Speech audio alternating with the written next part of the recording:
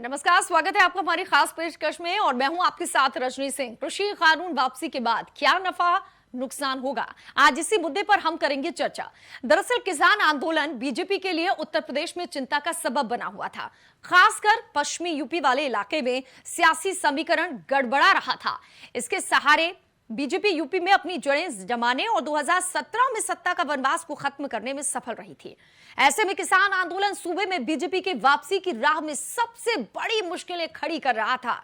ऐसे में पीएम मोदी ने अब तीनों कृषि कानूनों को वापस लेने का ऐलान कर बीजेपी की वापसी के रास्ते में सिर्फ रोड़े ही नहीं हटाए हैं, बल्कि पश्चिमी यूपी में विपक्षी दलों की रणनीति पर गहरी चोट की है। यूपी की 403 सीटों में से करीब 210 सीटों पर किसानों का असर है। पश्चिमी यूपी की 120 सीटों पर समीकरण बदल चुका है। जाट मुस्लिम एकता में क्या पड़ जाएगी दरार? अब 2022 में कृषि कानून वापसी के बाद कितना नफा कितना नुकसान होगा, इसी पर आज हम करेंगे चर्चा। हमारे साथ मेहमान भी जुड़ेंगे और उन्हीं से हम सवाल करेंगे कि आखिर कितना नफा नुकसान होगा। उसके पहले जरा देखिए, जब ऐलान हुआ तो किस तरीके से किसानों ने जश्न मनाया, अपनी जीत को किस तरीके से उन्होंने मनाया है। बहुत बड़ी जीत है उनके लिए और ये जीत कई मायनों में काफी अहम है। आपको बता दें कि चुनाव होने वाले हैं 2022 में और किसान बहुत अहम है और इसीलिए बार बार कहा जा रहा है कि इसका असर आने वाले चुनाव में होगा। हमारे साथ मेहमान जुड़ेंगे, लेकिन यह भी एक बहुत खास चीज है कि यूपी में किसान आंदोलन बीजेपी की सत्ता में वापसी की राह में सबसे बड़ी बाधा बनी हुई थी। जाट समुदाय को लेकर गुर्जर, सैनी जैसे तमाम जो किसान जातियां हैं, कृषि कानून की वजह से बीजेपी से नाराज मानी जा रही। अब तो ये लोग जश्न मना रहे हैं। ये पश्चिमी यूपी की वो जातियां हैं जिनके सहारे बीजेपी पिछले 3 चुनावों में, यानी कि साल 2014, साल 2019 के लोकसभा चुनाव और साल 2017 के यूपी विधानसभा चुनाव में पश्चिमी यूपी में बड़ी जीत हासिल की। साल 2012 के विधानसभा चुनाव में बीजेपी ने पश्चिमी यूपी में 110 में से केवल 38 सीटें हासिल की थी और जब 2017 आया तो उसकी सीटों की संख्या बढ़कर 88 तक पहुंच गई। अब एक बार फिर से कोशिश है कि अगर पश्चिमी यूपी को फतेह करना है तो सबसे जरूरी है किसानों को साधना। अब ऐसे कई सवाल कि आखिर इससे कितना नफा नुकसान होगा खुद बीजेपी पार्टी को या फिर जो अन्य विपक्षी दल हैं, कांग्रेस, आरएलडी, सपा और इसके अलावा बसपा, ये तमाम जो राजनीतिक दल हैं उसे कितना फायदा होगा या फायदा बीजेपी को होगा। हमारे साथ मेहमान जुड़ेंगे, उनसे हम चर्चा करेंगे। लेकिन तस्वीरें देखिए किस तरीके से खुशी मनाई गई।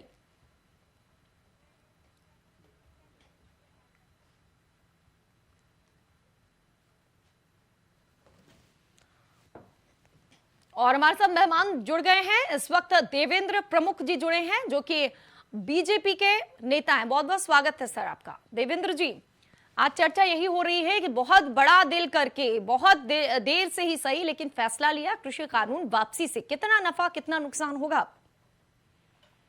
देखिए रजनी जी, मैं इस पर स्पष्ट करूंगा कि ये वास्तव में बड़ा दिन है और बड़ा दिन इसलिए है कि कानून जो थे उसको गलत भी नहीं साबित कर सकते क्योंकि कानून किसान हित में ही बने थे।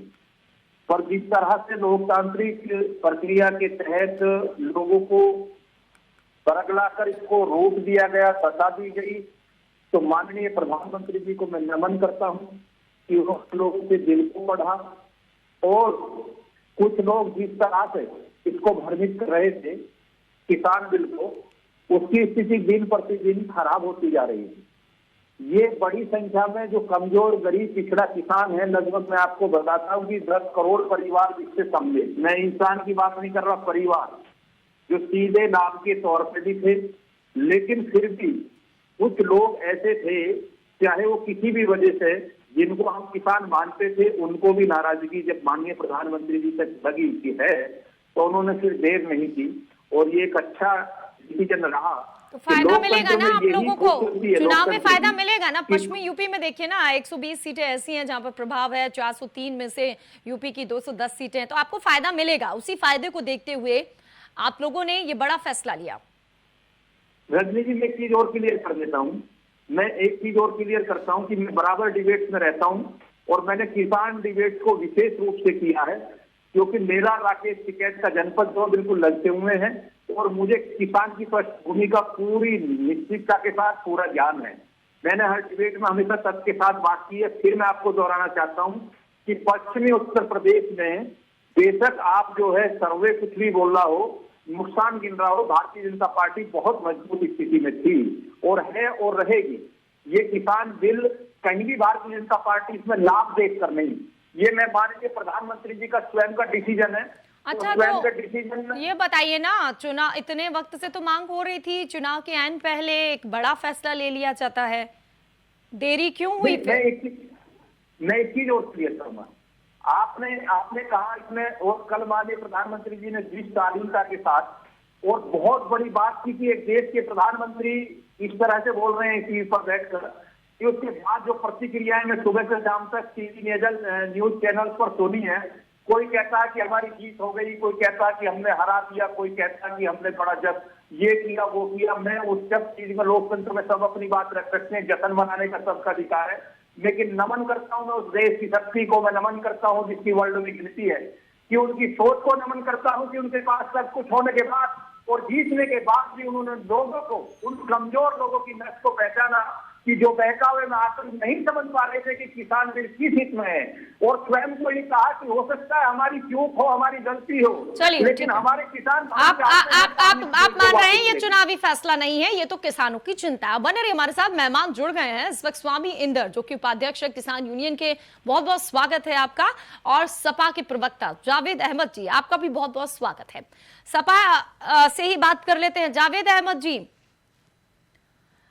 क्या नफा नुकसान अब आप लोगों को होगा? आरएलडी के साथ गठबंधन की बात चल रही थी और किसानों के साधने की कोशिश थी, अचानक से इतना बड़ा फैसला आया, कृषि कानून वापस हो गया, क्या नफा क्या नुकसान होगा? देखिए रजनी जी, इसमें नफा नुकसान का मामला नहीं है, ये देश का सवाल था, देश के किसानों का सवाल था। हमारे देश की जो अर्थव्यवस्था की रीढ़ है वो कृषि है। ये भारतीय जनता पार्टी जो 1 साल तक किसानों को क्या क्या नहीं कहती रही और इनको किसान मानने से इनकार करती रही, आज इसको जब जमीनी सच्चाई का पता चला तो ये एक चुनावी समाधान निकालने का प्रयास किया है। निश्चित रूप से भारतीय जनता पार्टी ने किसानों को, देश को धोखा दिया है और यह चुनावी बैतरणी पार करने का एक प्रयास करने का रास्ता उसने निकाला है कि हम तीनों कृषि कानून वापस ले रहे हैं। अभी किसानों की एमएसपी की मांग तो सामने खड़ी हुई है, उस पर एक शब्द भी नहीं बोला इन्होंने, प्रधानमंत्री जी ने। इतने किसानों की शहादत हो गई और उस शहादत पर एक संवेदनशीलता का एक शब्द भारतीय जनता पार्टी या सरकार की तरफ से नहीं आया। एक संवेदनहीन सरकार जो केवल चुनावी मशीनरी बन चुकी है, उसका प्रधानमंत्री ने माफी मांगी थी, आपने सुना नहीं था? नहीं, प्रधानमंत्री ने माफी मांगी, जो शहीद किसान हुए उनसे माफी मांगी, उनके परिवारों के साथ संवेदना का एक शब्द नहीं था। ये तो जब चुनाव 5 राज्यों के साथ जावेद जी, ये बताइए कि पहले आप लोग किसानों के साथ खड़े कि भाई किसानों का आंदोलन है, कृषि कानून वापस लिए जाए, अब वो ले लिए, सियासत कभी खत्म नहीं होगी, सवाल कभी खत्म नहीं होंगे, तो इसीलिए हम कह रहे हैं कि नफा नुकसान क्या है। रजनी जी, सवाल इसलिए नहीं खत्म होंगे और सवाल इसलिए नहीं खत्म किया जाना चाहिए कि यह देश लोकतांत्रिक देश है, हम लोकतंत्र में जी रहे हैं, हमारा संविधान लोकतांत्रिक है, यहाँ जनता ही सर्वोपरि है। कोई एक बहुत बड़ा मुद्दा आप लोगों के हाथ लगा, किसानों का बहुत बड़ा मुद्दा आप लोगों के हाथ लगा, आरएलडी को लेकर, गठबंधन को लेकर बातचीत, सीटों को लेकर बहुत कुछ होना था, लेकिन अचानक से फैसला आया, लग रहा है विपक्ष के यहाँ से बड़ा मुद्दा छिन गया। बने रहिए आप हमारे साथ। इस वक्त उपाध्यक्ष बहुत शांति से सुन रहे हैं किसान यूनियन के। स्वामी इंदर जी, बधाई हो, खुशी हो रही होगी, अब आगे क्या? देखिए, अभी कोई खुशी का माहौल नहीं है, 700 किसानों की शहादत हो चुकी है, उसमें से एक मैं भी हूँ, मैंने अपनी माता को इस आंदोलन में गंवाया है। आप समझ सकते हैं कि हम किस वेदना से गुजर रहे होंगे, और ऐसे में प्रधानमंत्री आके अपने आप को एक सन्यासी के तौर पे, एक तपस्वी के तौर पे पेश करते कि मैंने तपस्या की, शायद मेरी कोई तपस्या में कमी रहेगी। आप बताए तो सही, अपना हृदय टटोलकर प्रधानमंत्री जी किसान तपस्या कर रहे थे कि आप तपस्या कर रहे थे? किसानों ने बौछारें सही, बरसात की, किसानों ने आंसू गैर सहे, गैस के गोले से, आपके द्वारा फेंके गए किसान, अग्निपथ पे चले किसान, सूलों पे चले किसान को आपने क्या क्या नहीं दिया। 1 साल लगातार किसान भारत का दिल्ली की दहलीज पर तपस्या करता नजर आया, पर आपका हृदय बिल्कुल भी नहीं डगमगाया। आप राजहट के कारण इस देश की आम जनता की आवाज को दबाने का आप तो काम हट करते रहा रहे। कहाँ, हट कहाँ रहा सर? हट कहाँ दिख रहा है आपको, कहाँ है अब? आप देखिए सही किस प्रकार से आज भी प्रधानमंत्री जी क्या बोल रहे हैं। आपने सुना होगा कल वो बोलते हैं कि पवित्र दिए के प्रकाश जैसे ये कानून है, पर मैं किसानों को समझा नहीं पाया। अभी भी अपने काले कानूनों को वो पवित्र कह रहे हैं, यानी कहीं ना कहीं किसानों का उपहास उड़ाते हुए हमें नजर आ रहे हैं। और सर आप यही एक कारण चीज है। बताइए, आप लोगों ने आंदोलन किया, ठीक है, अब आप तस्वीरें तो हम दिखा ही रहे हैं कि जो किसान लोग हैं वो मिठाइयां भी बांटी, जश्न भी मनाया कि हमारी जीत हो गई है, क्योंकि बहुत बड़ी जीत है। 1 साल से लगातार आंदोलन चल रहा था, कई लोगों की जान भी चली गई। आप एक चीज बताइए, ऐसा कौन सा आंदोलन है जहां पर लोगों की जान न गई हो? ऐसा कौन सा आंदोलन है जहां लाठीचार्ज ना हुआ हो इसके पहले की सरकारों में? क्या सिर्फ इसी सरकार में हुआ है? बताइए आप। रजनी अगर लड़ाई लड़ते हैं तो घाव भी मिलते हैं, तब जाकर कामयाबी मिलती है। रजनी जी एक बात बताइए, हम किस युग में जी रहे हैं? 21वीं सदी का समा आ गया है। अंग्रेजों ने भी ऐसे सितम नहीं ढाए होंगे। आप देखिए, क्या अंग्रेजों ने दिल्ली आने का दरवाजा बंद किया? आजाद भारत में, जिस देश की आजादी के लिए 99% देश की आजादी के लिए फांसी का फंदा चूमने वाले राजगुरु सुखदेव, भगत सिंह, तमाम किसान पृष्ठभूमि से निकलते हुए कर्म योद्धा आगे आए। उनने ये सोचा था कि जब हमारे आने वाली संतानें देश में आजादी का स्वर्ण जयंती पर्व बना रहे होंगे 75वां, तो किसानों पे लाठियां बाजी जारी होंगी। इस आजादी के लिए हमने अपने प्राणों को निछावर किया। चलिए जवाब देंगे, हमारे साथ देवेंद्र प्रमुख हैं, बीजेपी के नेता। जवाब दीजिए देवेंद्र जी। मैं बहुत स्पष्ट तरीके से कहा है रजनी जी, मैंने अपनी बात को रखा है कि जिस तरह से माननीय प्रधानमंत्री जी ने स्वयं, मैं देश की बात नहीं कर रहा, दुनिया का गिनती का वो नाम है कि सारे सर्वों में आज नंबर 1 पे वो नेता गिने जाते हैं। कोई न क्वालिटी तो थी। 60 वर्षों में क्या ऐसी स्थिति आई कि देश का प्रधानमंत्री अमेरिका जैसे जब एयरपोर्ट पर जाता है तो उसके कपड़े तक चेक होते हैं। कि यही हालत के लिए देश ये लोकतंत्र दुनिया का सबसे बड़ा लोकतंत्र था। 2014 के बाद किसी ने माना कि भारत कोई शक्ति है, भारत कोई लोकतांत्रिक देश है। मैं फिर कह देना चाहता हूँ, अपनी बात को दोहराना चाहता हूँ, फिर मैं अपनी बात पर आता हूँ कि 10 करोड़ परिवारों की मैंने बात की है जो छोटे कमजोर किसान थे, उनको उनके लिए विशेष रूप से बिल तैयार था। लेकिन इसमें आज भी कुछ राजनीतिक बू आ रही है, इसमें कोई संशय नहीं है। इसके पीछे जो था वो क्लियर हो रहा था, और मैं माननीय प्रधानमंत्री जी की सोच को नमन करता हूँ। फिर उस सोच को पढ़ते अच्छा ठीक है, अब ये बताइए, अभी सुनिए ना, जावेद जी से लेकर स्वामी इंदर जी, के लिए अपना चौपान से देवेंद्र जी सवाल सुन लीजिए, उसके लिए अपने आप को पीछे हटाया। सर सुन लीजिए ना, जावेद जी से लेकर स्वामी इंदर जी, हर जगह से एक ही सवाल, एमएसपी का मामला, उस पर क्या मानेगी मोदी सरकार? किसानों पर जो आंदोलन हुए, प्रियंका गांधी ने तो बकायदा खत भी लिखा, अब वो वापस होंगे कि नहीं? अगर बहुत बड़ा दिल किया है तो फिर इस तरफ भी सोचना होगा, क्योंकि अगर चुनाव है तो इसका नुकसान भी होगा।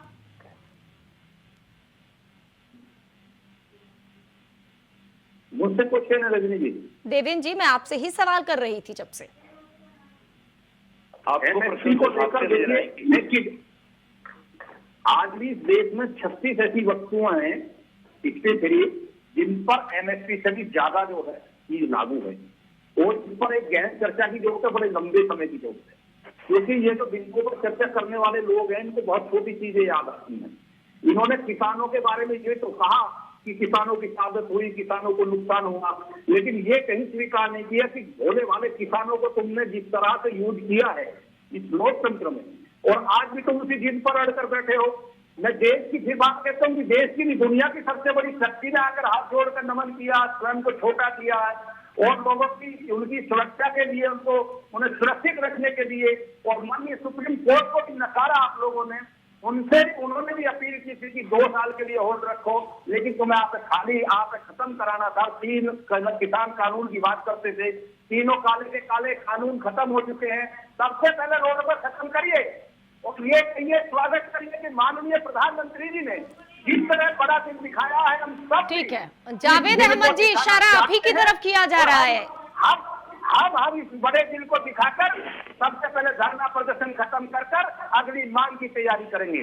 ये स्वागत योग्य बात है, ये योग्य बात नहीं है कि हुए काम को जो है आप आज एक चीज की समस्या हुई और दूसरी चीज को लेकर जिस तरह से ये घटना घटा रहे हैं। जावेद अहमद जी, देवेंद्र प्रमुख जी आप ही की तरफ इशारा कर रहे हैं कि किसानों का राजनीतिक इस्तेमाल किया गया। ये अन्नदाताओं का आंदोलन था, लेकिन राजनीति जो है, राजनेता जो है वो कूद गए। और अभी एक बार फिर से देखिए ये जो आरोप है, ये आरोप ही छल और छद्म पर आधारित है। भारतीय जनता पार्टी तो किसानों को बर्बाद करने पर तुली हुई थी पहले दिन से। तो ये बर्बाद नहीं किया किसानों को। सुन लीजिए देवेंद्र 2017 जो अरे देवेंद्र जी सुन लीजिए, आप बोल रहे थे, मैं नहीं बोल रहा था। मैं भी और किसानों की दुर्गति की और दुर्गति आपने की है किसानों की, आपने अपने मित्रों के लिए किसानों की दुर्गति की है, किसानों का दोहन किया, किसानों का शोषण किया, किसान समाज को आपने जातियों में विभाजित करने का सबसे बड़ा जो है धूर्ततापूर्ण कृत्य भी किया था। यह भी मैं जानता हूँ। आप जहाँ से हैं, मैं पश्चिम की राजनीति को भी अच्छी तरीके से समझता हूँ, वहाँ के समाज को भी समझता हूँ, वहाँ से भी मेरा रिश्ता है। मैं लखनऊ में ही नहीं रहता हूँ। आप देवेंद्र जी लगातार इस देश में भारतीय जनता पार्टी की केंद्र सरकार हो या राज्य की सरकारें हो, ये धूर्ततापूर्ण कृत्य छल के साथ करती है। इन्होंने किसानों को ठगा है, आपने ठगा है, और आज अपनी धन विद्या का प्रदर्शन कर रहे हैं। कहाँ प्रधानमंत्री बहुत महान नेता है, आपको तो आजादी 2014 में दिखाई देती है। आप गांधी से लेकर भगत सिंह तक पाकिस्तान का अपमान कर रहे हैं। लाखों जाने अनजाने महान स्वतंत्रता सेनानियों का अपमान किया है। 2014 में आजादी मिली कहने वाले लोग इस देश के सच्चे नागरिक नहीं हो सकते, देशभक्त नहीं हो सकते। जो जवान और किसान से ज्यादा स्थिति वो न भारतीय हो सकता है, न भारतीय देवेंद्र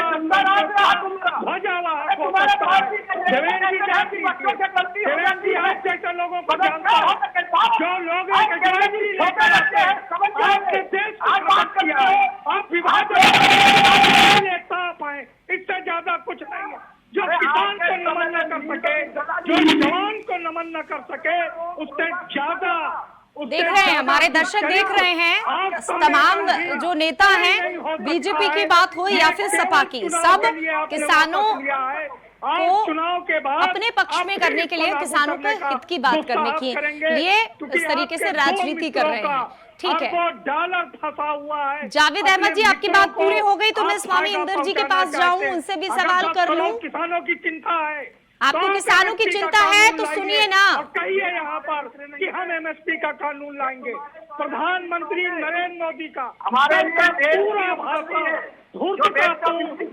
कपट पर आधारित है, इससे अतिरिक्त तो कुछ नहीं है। हमारा संबंध है, तुम्हारे आपका किसी से संबंध नहीं है, आपका किसी से संबंध नहीं है, आपका इस देश से कोई रिश्ता नाता नहीं है।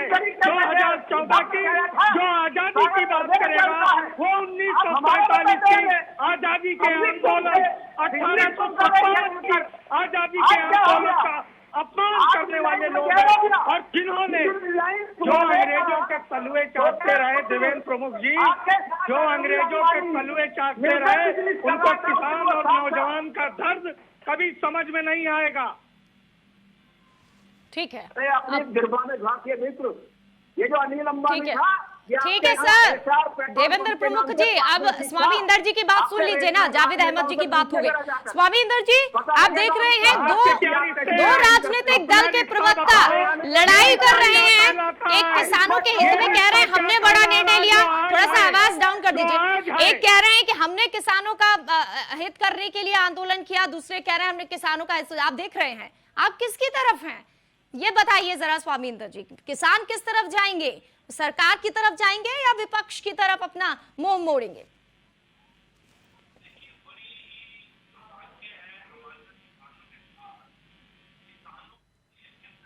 तरह देखा जा रहा है।